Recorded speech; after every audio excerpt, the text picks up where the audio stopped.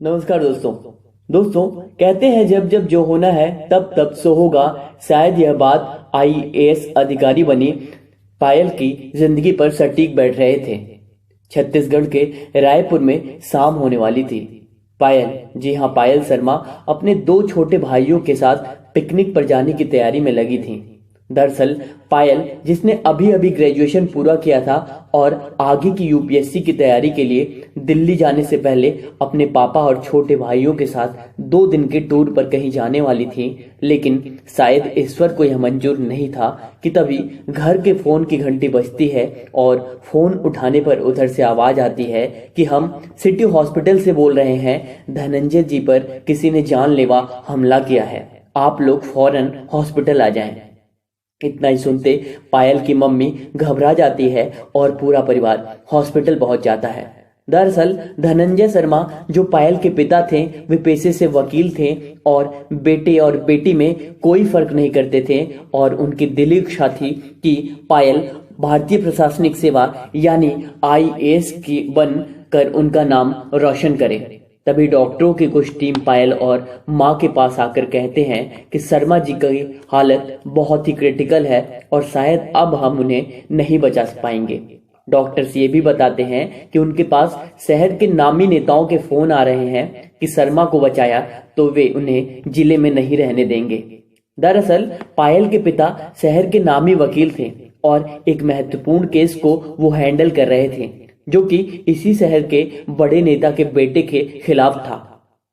यूं कहें कि पायल के पिता एक बड़े नेता के बेटे को सलाखों के पीछे भेजने के लिए केस लड़ रहे थे और जब परिवार को यह मालूम पड़ा कि यह हमला उस नेता द्वारा ही कराया गया है, तो पायल झट से अपने चाचा के साथ पुलिस में एफआईआर दर्ज कराने पहुंचती हैं। लेकिन पुलिस छानबीन का हवाला देते हुए रपट यानी कि एफआईआर दर्ज नहीं करती कि तभी पायल को पता चलता है कि उसके पिता अब इस दुनिया में नहीं रहे। ये बात सुनते ही पायल की जिंदगी खत्म सी हो जाती है। पूरे परिवार पर अचानक दुख के बादल मंडरा जाते हैं और पायल, जो कि आईएएस की तैयारी के लिए दिल्ली जाने वाली थी, उसका रो रो कर बुरा हाल था। अभी 6 घंटे पहले जो पायल पापा के इंतजार में भाइयों के साथ टूर पर जाने की पैकिंग कर रही थी, वो पापा की बातों को सोच सोच तड़प कर रोई जा रही थी। पायल के पिता पायल को बेटे से भी ज्यादा लाड प्यार करते थे और पायल को आईएएस बनता देखना चाहते थे। पायल बार बार पापा की वे शब्द याद कर रोती रही और जब अंतिम बार उसके पिता ने उससे कहा था कि बेटी, मैं घर आज जल्दी आ जाऊंगा क्योंकि इस टूर के बाद मेरे जान के टुकड़े को आईएएस की तैयारी के लिए दिल्ली जो जाना है। इन सब के बीच पुलिस नेताजी के इशारों पर पायल के पिता का अंतिम बयान भी दर्ज नहीं करती। अब घर वालों का बुरा हाल था। परिवार में किसी को कुछ समझ नहीं आ रहा था कि वो क्या करें। जो वकील सबको इंसाफ दिलाता था, उसके खुद के इंसाफ की जब बारी आई तो पुलिस केस शुरू करने तक को तैयार नहीं थी। इसी बीच पायल को पता चला कि शहर में नए पुलिस कप्तान यानी कि एसपी की पोस्टिंग हुई है और इस बार रायपुर एसपी के तौर पर आरती कुमारी ने चार्ज संभाला है। इतना ही सुनते पायल अगली सुबह अपने पापा के मुद्दे को लेकर पुलिस अधीक्षक के ऑफिस में अपनी नई एसपी से मिलने पहुंचती हैं। पायल पहली बार किसी महिला एसपी को वर्दी में देखती है और पापा को याद कर उसकी आंखों में आंसू आ जाते हैं। पायल अपनी सारी बातें नई एसपी को बताती हैं और यह भी बताती हैं कि मेरा सपना आप जैसे अधिकारी बनने का है। पायल के पिता का यह प्रकरण सुनते ही नई पुलिस कप्तान आरती ने फौरन नेता के खिलाफ चार्जशीट फाइल कर गिरफ्तारी के आदेश दे देती हैं।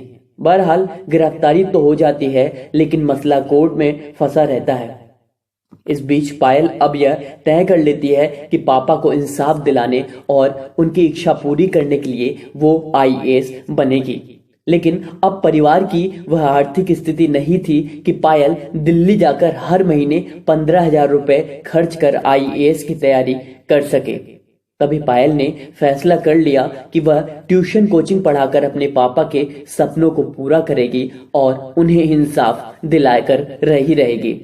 अब पायल पर ही कुछ बच्चों को घर पर ही ट्यूशन पढ़ाने लगती हैं और खुद से ही घर पर रहकर यूपीएससी की तैयारी कर रही थी। और उधर पापा के केस पर तारीख मिली जा रही थी। नई पुलिस कप्तान यानी कि एसपी आरती ने अपनी तरफ से पूरी कोशिश कर रही थी कि पायल के पिता को इंसाफ मिले, लेकिन मुद्दा जब कोर्ट में हो तो ऐसी स्थिति में पुलिस कोर्ट के आदेशों का मात्र पालन ही करती है। अब पायल अपनी तैयारी जोरों से शुरू कर देती हैं और तैयारी में कहीं कोई दिक्कत आती तो वह एसपी आरती से पूछ लेती। दरअसल आईपीएस आरती की रायपुर में यह दूसरी पोस्टिंग थी। मतलब आरती भी हाल ही में यूपीएससी परीक्षा पास कर नई आईपीएस बनी थी और उन्हें यूपीएससी के सिलेबस इत्यादि की अच्छे से समझ थी। आईपीएस आरती पायल की यूपीएससी की तैयारी में मानो मील का पत्थर साबित हो रही थी और लगातार पायल के लिखे हुए अभ्यास उत्तरों को यानी कि प्रैक्टिस आंसर को समय निकालकर चेक भी करती। अब पायल की तैयारी अच्छी दिशा में थी और प्री एग्जाम आ जाते हैं। पायल प्री परीक्षा देती है और आसानी से पास कर लेती है। इस प्रकार पायल मेंस में भी अच्छा कर इंटरव्यू तक पहुंचती हैं।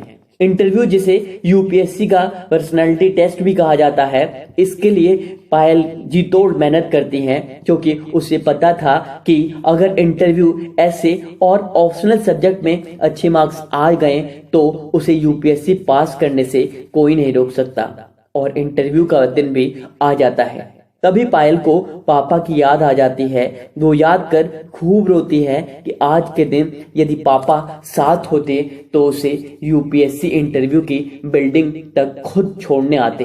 कि तभी एसपी आरती का फोन पायल को आता है और वह आरती को एक पिता की तरह समझाती हैं कि ये गलतियां इंटरव्यू में हरगिज मत करना। आराम से सामान्य बातचीत जैसी होती है वैसे ही यूपीएससी के इंटरव्यू में भी मात्र बातचीत ही होती है।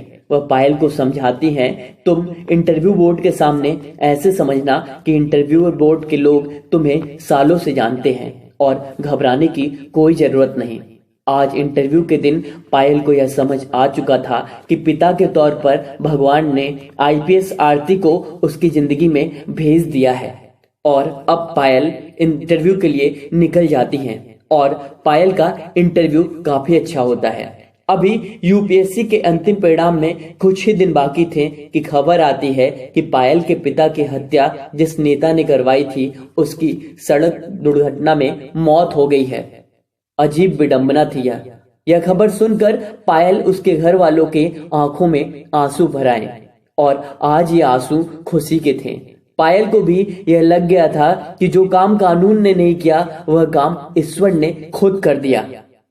आज पायल के पिता को ईश्वर के न्यायालय ने इंसाफ दे दिया था कि हफ्ते भर बाद यूपीएससी भी अपना अंतिम परिणाम घोषित कर देता है और स्वर्गीय वकील की बेटी यूपीएससी में 68वीं रैंक लाकर इतिहास रच देती है।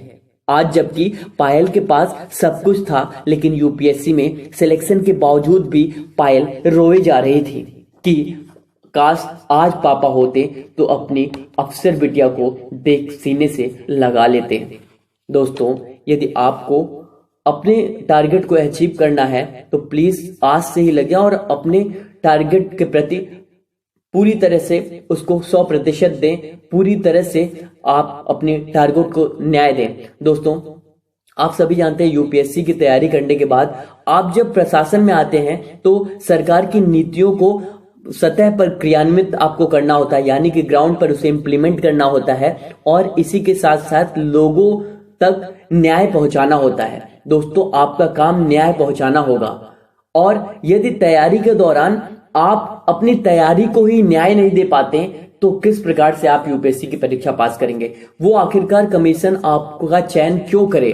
आखिरकार जब आप सिलेक्ट होकर जाते हैं तो आपको न्याय ही तो देना होता है, लेकिन आप पहले ही यूपीएससी के सिलेबस को ही न्याय नहीं दे पा रहे हैं तो आपसे क्या उम्मीद की जाए कि आप यूपीएससी की परीक्षा पास करने के बाद न्याय देंगे। दोस्तों सिलेबस इसी तरीके से लगाया गया है कि आप बारीकी से पढ़ें और सिलेबस को न्याय दे पाएं। जो लोग सिलेबस को न्याय देते हैं उन्हीं को अवसर मौका मिलता है समाज में न्याय प्रदान करने का। दोस्तों मुझे उम्मीद है कि आपको ये वीडियो अच्छी लगी होगी। अगर अच्छी लगी तो प्लीज लाइक का बटन दबा दें और इसे अधिक से अधिक शेयर करें। मुझे उम्मीद है आप इसे अधिक से अधिक शेयर करेंगे। चलिए, धन्यवाद।